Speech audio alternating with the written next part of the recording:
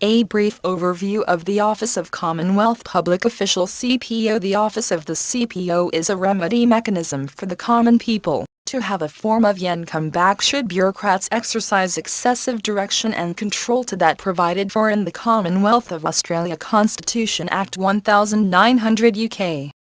The office of the CPO is evidenced in the Crimes Act 1914 Section 13 and 15F and the Criminal Code Dictionary. See attachment. The penalties for obstructing a CPO on his/her duties are described in Commonwealth Criminal Code 1995 Sections 6 to 49. The duties of a CPO are threefold. 1. To observe the peace. They are effectively peace officers members, and are in the unique position to ensure everyone including police officers members uphold the law. They may even become the default peace officers member, because the police officers member has abandoned their role of peace officer member. 2. To observe that no Commonwealth laws have been broken. 3.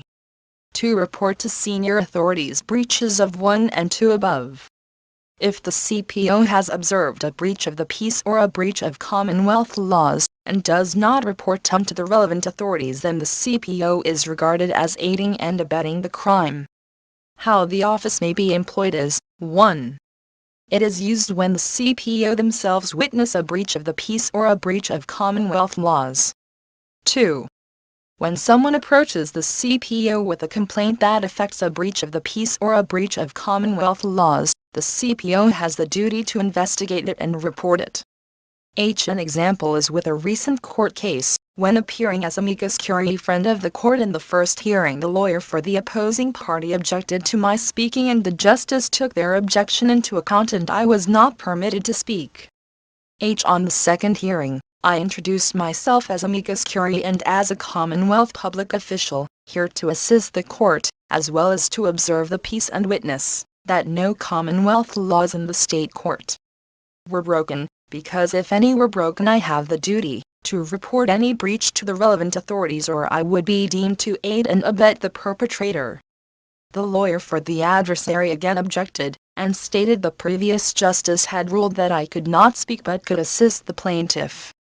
I stated in my defense, Section Yen Mom, in the previous hearing there were numerous Commonwealth laws broken and these will be reported, but as a result several people harmed themselves and others, and there are some genuine damages claims pending, and my role is to attempt to minimize any further damages and even alleviate some that were done last week. The justice overrode the lawyer, and stated while directing her attention at the lawyer, Section No, he can speak and he is here to assist the court on several occasions. I brought up certain frauds committed by the defendant and the previous justice, and the justice at the second hearing looked on no less than 3 occasions at the lawyers with a horrified gaze, as if to say, Yen, what are you people getting away with?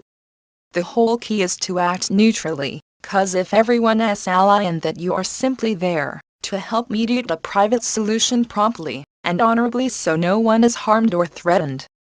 It is a powerful position and truly requires restraint, wisdom and honor in its application. Commonwealth public official, what does it all mean? Section R in the dictionary to the Criminal Code Act 1995 describes a Commonwealth public official as section an individual who exercises powers, performs function conferred on a person by or under a law of the Commonwealth. One of the powers that we have the right and a duty to exercise is instituting proceedings against anyone who commits an offense against a law of the Commonwealth, if that offense is complained of or becomes known to us. That is described in Section 13 of the Crimes Act 1914 CWTH. Knowing that in theory is one thing, claiming that right brings it into sharp focus. This is the purpose of the Certificate of Acknowledgement. By affirming that you are a subject of Her Majesty Elizabeth II, the lawful monarch of Australia, and claiming these and other rights protected by and under the Commonwealth of Australia Constitution Act 1900. The Imperial Act Application Act 1922 and the International Covenant on Civil and Political Rights, you are proclaiming that you are authorized as a Commonwealth public official to act for the Crown. By having this document sealed by notary public, you have your affirmation witnessed in front of a Queen's representative in equity. This seal is recognized and respected by all courts. How do you use it? If you are served a summons to appear in a state court on any matter, you may state in court that as you are a Commonwealth public official, and are entitled to the full protecting of the judicial power of the Commonwealth. For that reason, you cannot consent to the matter being heard in that forum, but require the matter be dealt with in a court under federal jurisdiction that complies with Chapter 3 of the Commonwealth of Australia Constitution Act 1900, which deals with the judicator. Under this section, you are entitled to a court that has more than one judge of fact. A jury fulfills that requirement, the matter then cannot proceed in the state court. The prosecution or plaintiff must resubmit their charge against you in the proper jurisdiction.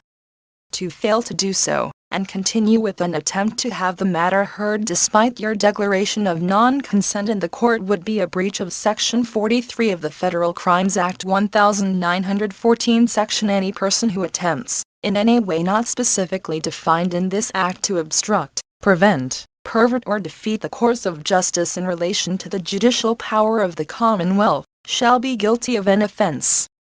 Penalty: imprisonment for 5 years.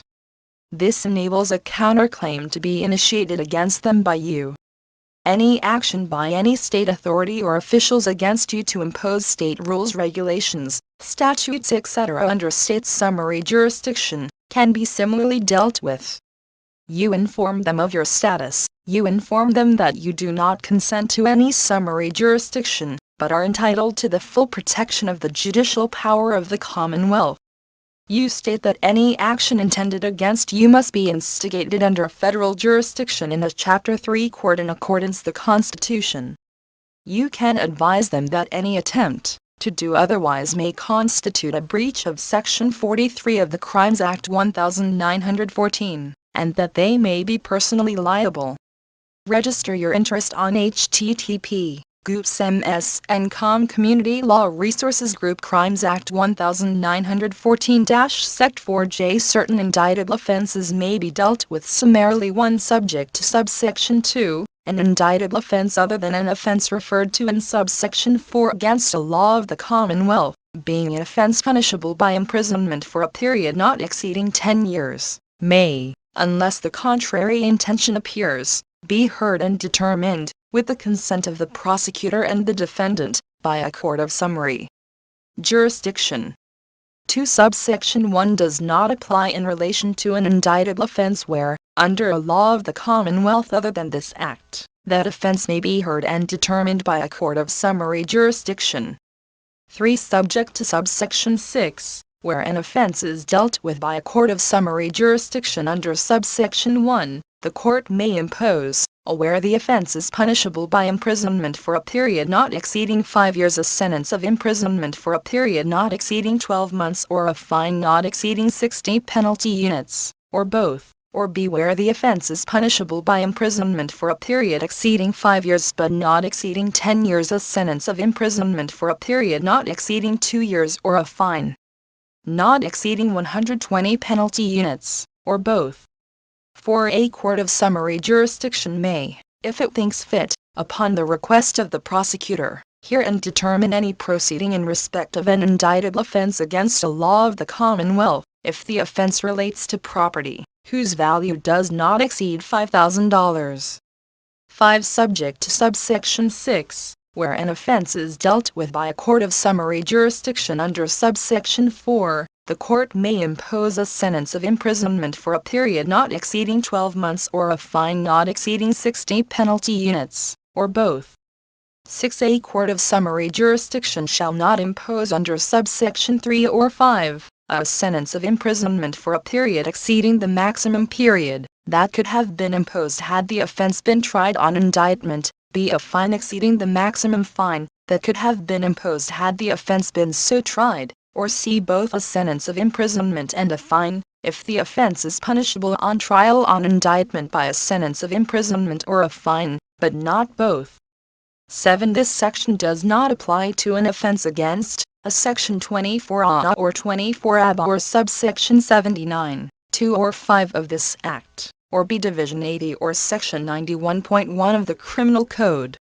Crimes Act 1914-Sect 13 Institution of proceedings in respect of offenses, unless the contrary intention appears in the act or regulation creating the offense, any person may institute proceedings for the commitment for trial of any person in respect of any indicted offense against the law of the Commonwealth, or b. institute proceedings for the summary conviction of any person in respect of any offense against the law of the Commonwealth punishable on summary conviction.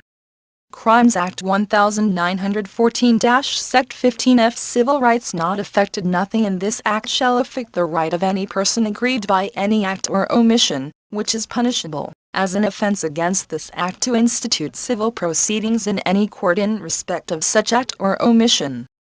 Crimes Act 1914-Sect 15 YS General Powers of a Court 1. The power of a court to control the conduct of a proceeding is not affected by this part, except so far as this part provides otherwise expressly or by necessary intendment. 2. In particular, the powers of a court to control the questioning of witnesses are not affected.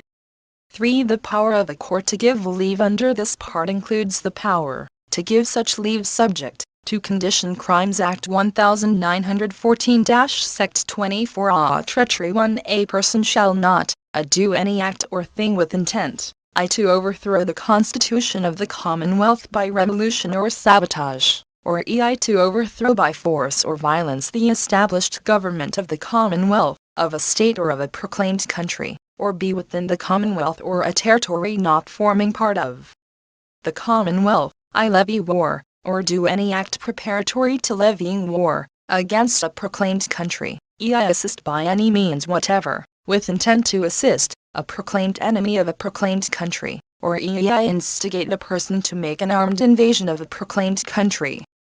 2. Where a part of the defense force is on, or is proceeding to, service outside the Commonwealth and the territories not forming part of the Commonwealth, a person shall not assist by any means whatever, with intent to assist, any persons, against whom that part of the defense force, or a force, that includes that part of the defense force is or is likely to be opposed, and b. who are specified, or included in a class of persons specified, by proclamation to be persons in respect of whom, or class of persons in respect of which, this subsection applies.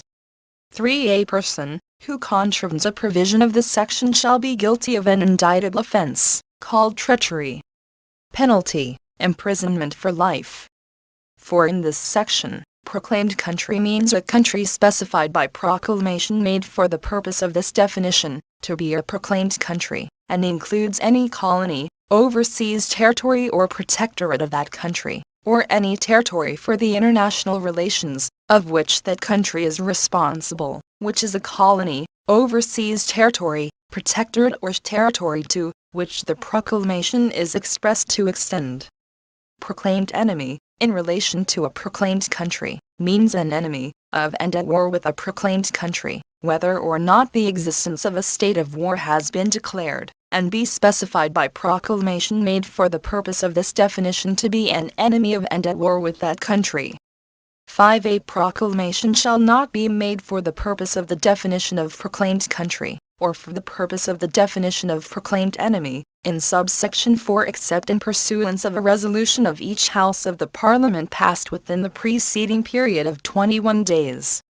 Crimes Act 1914-Sect 24F Certain acts done in good faith not unlawful. 1. Nothing in the preceding provisions of this part makes it unlawful for a person to endeavor in good faith to show that the sovereign, the governor-general, the governor of a state, the administrator of a territory, or the advisers of any of them, or the persons responsible for the government of another country, has or have been, or is or are, mistaken in any of his, her or their counsels, policies or actions, be to point out in good faith errors or defects in the government, the Constitution, the legislation or the administration of justice of or in the Commonwealth, a state, a territory or another country, with a view to the reformation of those errors or defects, to excite in good faith another person, To attempt to procure by lawful means the alteration of any matter established by law in the Commonwealth.